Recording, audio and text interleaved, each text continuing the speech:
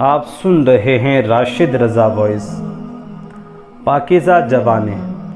ایک نہایت ہی عقل مند نوجوان سمندر کے راستے روم کی بندرگاہ میں آیا۔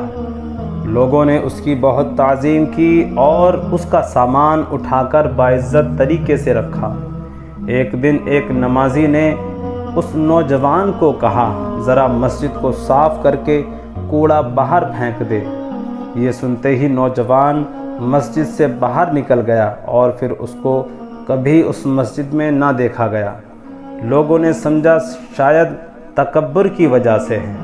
چند دن بعد ایک نمازی نے اسے اگلی گلی میں جاتے ہوئے پکڑ لیا اور کہا، تیرا یہ رویہ کتنا غلط تھا۔ کیا تو جانتا ہے اللہ کے گھر کی صفائی کتنا بڑا ثواب کا کام ہے؟ وہ نوجوان رونے لگا اور کہنے لگا، اے بھائی، میں نے مسجد میں کہیں بھی کوڑا نہ دیکھا، اس لیے میں اپنے آپ کو باہر لے آیا کہ مسجد کوڑا مجھ سے پاک ہو جائے۔ تواضع سے انسان رفعت پاتا ہے اور مردان حق اپنے آپ کو ہمیشہ حقارت ہی کی نگاہ سے دیکھتے ہیں۔ شیخ سعدی فرماتے ہیں، اگر تو بلندی چاہتا ہے تو تواضع اختیار کر، کیونکہ اس بلندی کی یہی سیڑھی ہے۔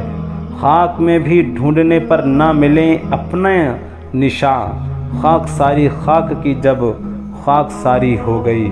عاجزی سے بڑھ کر نیکی کوئی نہیں اور تکبر سے بڑھ کر کوئی گناہ نہیں۔ حدیث میں ہے، جس کے دل میں رائی برابر بھی تکبر ہوگا وہ جنت کی خوشبو نہ پا سکے گا۔